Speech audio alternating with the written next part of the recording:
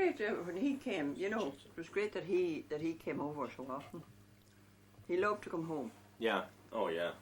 But your mum was saying that he used to yearn for home before the first time he came, you know, and talk about it an awful lot.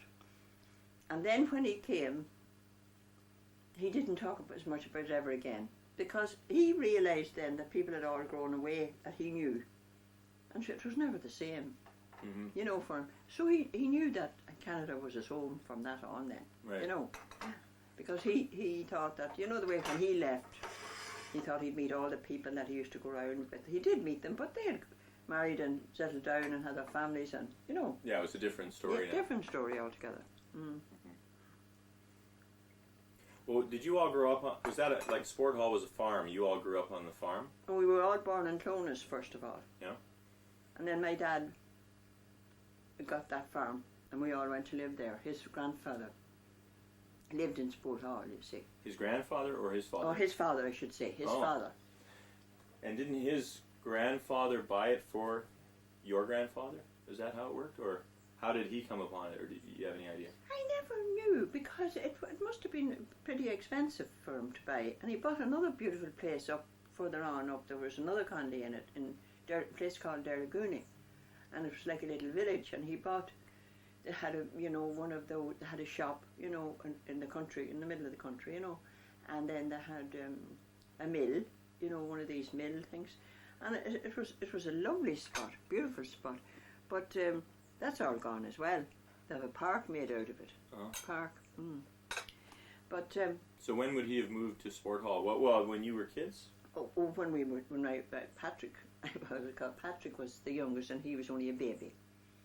So that would be, what, he'd be what now? He'd be nearly, 79. He'd be something, he'd be 78, 78. 79 yeah. This year. Well, that's it when we went there, you know. So he was, so we were all reared there then, in the heart of the country. But it wasn't the heart, because the house is so near the road kind of thingy. And we had the pony and trap, you know, and we'd go off into the town, Ballybay, or, you know, whatever, into school in Ballybay and the pony and trap. That's the way we went to school. Oh, I see. So what did your dad do for a living? Well, you see, he had the farm, and then he had a contract for delivering goods from the station to shops with horse and trays, you know. And he had that. He had that in Clonus and Ballybay and Castleblaney. He had those 3 contracts, so they were good contracts that time. So that's how he made his money. And then the farmer, he wasn't a farmer really. No. You know, Like Dad? Yeah. Wasn't much of a farmer either. Oh, he was hopeless. Yeah. Because you see, he was very delicate when he was a child.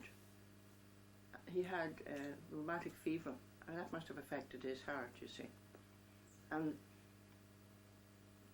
of course, he was the spoiled monkey, you know. Was he? Well, imagine 7 girls and 1 boy. Can you imagine it? You know. But then he was so often sick that he didn't get to school that much. You know, he'd be wasn't he in John most of the time? When he was small, you'd look at him and you'd say, "My God, he never lived. He'd be yellow, you know, like John, this person." But he got over that, and look at the size and fine man he got afterwards, you know. But he wasn't for the farm at all. Not at all. He didn't know how to work a farm. Oh. He never had to do it, you see, when he was young. Because Mr. Duffy was doing... Because the Duffy man was doing it, and another man. He had 2 men, you know. And then we had a woman in the kitchen, which had my mother as well. Wow. So you must have been very well off to have... He went well off, but he was well off in a way, I suppose you'd call it, John, my father. He was well enough off.